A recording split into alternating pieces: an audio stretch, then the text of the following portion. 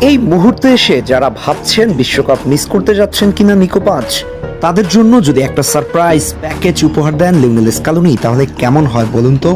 তাও যদি এমন হয় লিওনেল মেসি এবং নিকো পাঁচ একসাথে বিশ্বকাপ ম্যাচ শুরু করলো, সেটাও কি সম্ভব? হ্যাঁ, লিওনেল স্কালোনিকে কেন মাস্টারমাইন্ড বলা হয়? এমন কোনো পরিকল্পনা বাস্তবায়ন করতে পারলে তার আরেকটি প্রমাণ মিলতে পারে।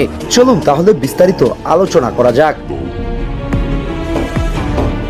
সম্প্রতি নিকো পাঁচকে ঘিরে কিছু ইনজুরির শঙ্কায় বিশ্বকাপ মিস করার কথা উঠলেও তিনি নিজে সেই আশঙ্কা অনেকটাই উড়িয়ে দিয়েছেন। কিন্তু এখন সবচেয়ে বড় আলোচনা অন্য জায়গায়। অনেকের ধারণা মেসি ও নিকো পাঁচের পজিশন কাছাকাছি হওয়ায় দুজনকে একসাথে খেলানো কঠিন হবে এবং নিকোকে হয়তো বেশিরভাগ সময় বেঞ্চেই কাটাতে হবে। তবে স্কালোনি ৩-৪-২-১ সিস্টেমের মাধ্যমে এই সমস্যার দারুণ সমাধান বের করে একটা মাস্টার স্ট্রোক খেলতে পারেন।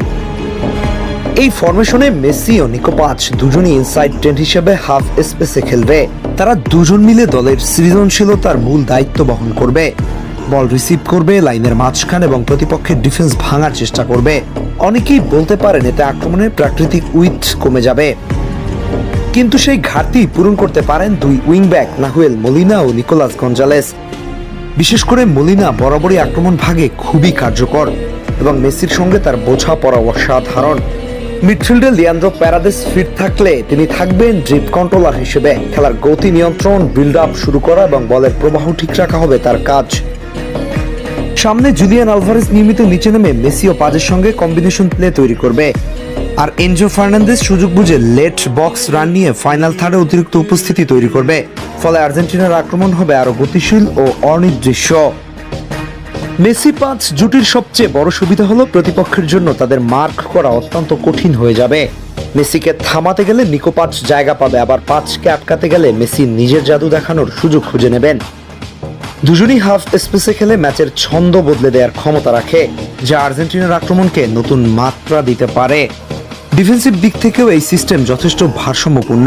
তিনজন সেন্টার ব্যাকের সঙ্গে প্যারাদেস মিলে শক্তিশালী রেস্ট ডিফেন্স তৈরি হবে। এনজো ফার্নান্দেজ ট্রানজিশনে বাড়তি সাপোর্ট দেবেন এবং বল হারানোর পর প্রথম প্রেসিং ট্রিগার শুরু করতে গুরুত্বপূর্ণ ভূমিকা রাখবেন। ফলে আক্রমণাত্মক ফুটবল খেললেও দল ডিফেন্সিভ ভাবে ঝুঁকিতে পড়ে যাবে না।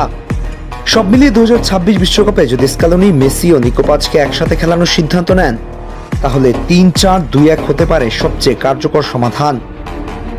এটি শুধু প্লেমেকারকে একসাথে জায়গা দেওয়ার উপায়ই নয়, বরং আর্জেন্টিনার আক্রমণকে আরো বৈচিত্র্যপূর্ণ ভয়ঙ্কর করে তোলার একটা সম্ভাব্য ব্লুপ্রিন্টও হতে পারে। আর যদি সত্যি এমন কিছু দেখা যায়, তাহলে সেটি হতে পারে স্কালোনির আরেকটি টেকটিক্যাল মাস্টার স্ট্রোক।